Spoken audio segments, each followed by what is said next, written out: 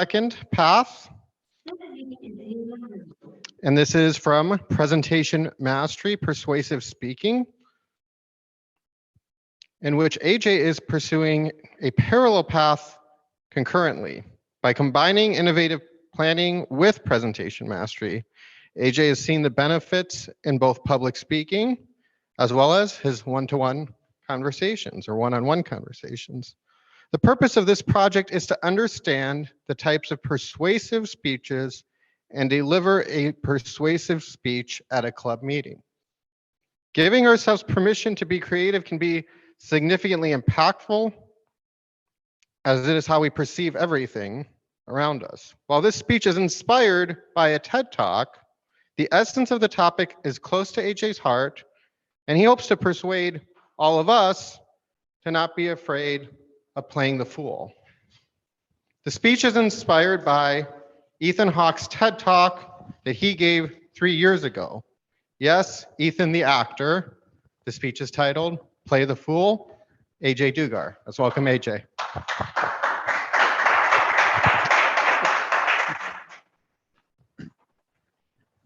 Thank you, Mr. Toastmaster. Fellow Toastmasters, honored guests, on this estival August evening, it is my hope to talk a little bit about creativity.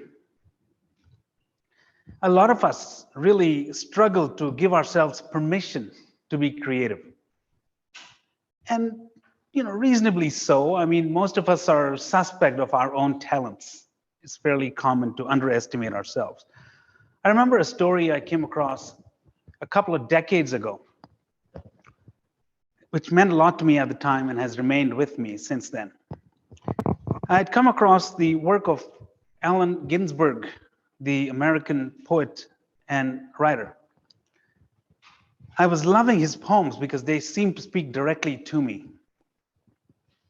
During one of his television interviews, Ginsberg went to this late night talk show, and during the interview, all he talked about was oneness, and he sang Hare Krishna songs while playing the harmonium. When he got back to New York to his intelligentsia friends, they all said, "You make yourself look like an idiot. The whole country is making fun of you because of what you did on national TV." And Ginsberg looked at that, heard that, and smiled and said, "That's my job. I'm a poet, and I must play the fool. All these other people, they get up, they go to work, have to deal with a boss, come home, fight with their spouses, eat, plunk down in front of that TV, and get sold something from somebody that they don't want to buy. I just screwed all that up. I went on and sang about Krishna, and everybody's in bed watching me in that interview saying, who's this stupid poet? What's he trying to do?" And they can't fall asleep. And all I was doing my job as a poet, expressing myself in another form of poetry. I found that whole incident personally to be very liberating, because we think that most of us really want to offer the world something of value, something of quality. Sometimes that something that the world would consider good or important, but that kind of thinking precisely, I think, is the enemy, because it's not up to us whether what we do is any good, is it? And if history has taught us anything, we know that the world is an extremely unreliable critic. So you have to ask yourself, do I think human creativity matters?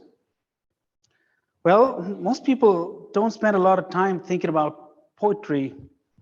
They have a life to live, and they're not really concerned with artistic endeavors, Allen Ginsberg's poems, or anybody's poems for that matter, until tragedy hits their life. A parent dies, they lose a child, they go to the hospital, to a funeral, and somebody breaks your heart, and all of a sudden, you're desperate to make sense of what just happened in your life.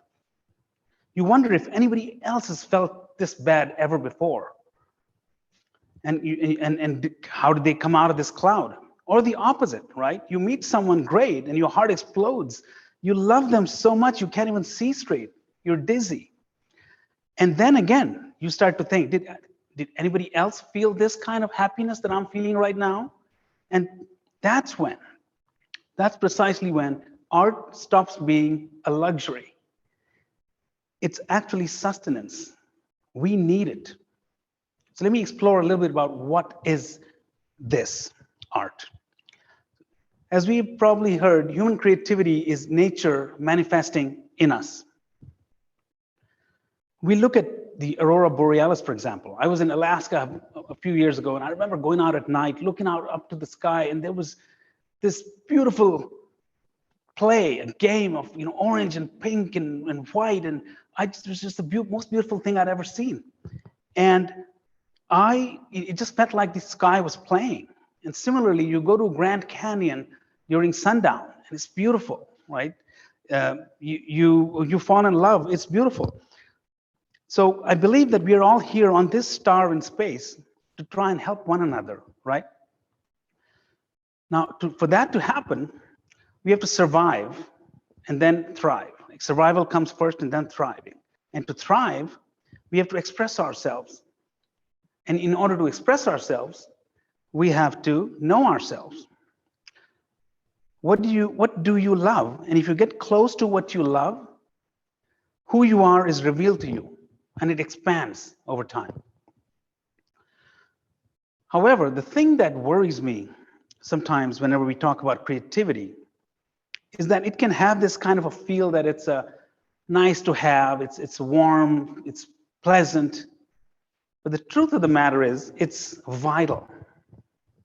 It's the way we heal each other in singing our songs, in telling our stories, and inviting you to say, hey, listen to me and I'll listen to you. We're starting a dialogue, and when you do that, healing happens.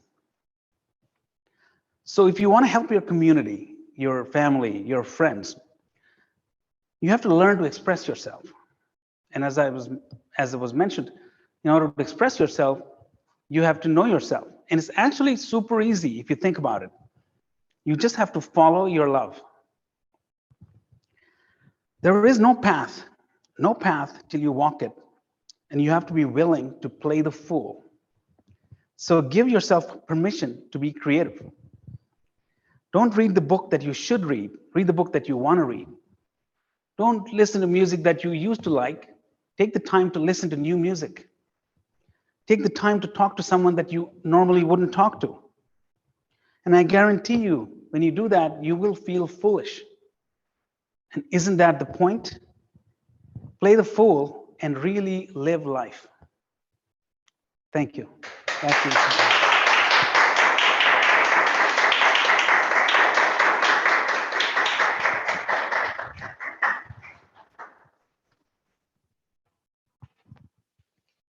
Thank you, AJ, for the great inspirational speech.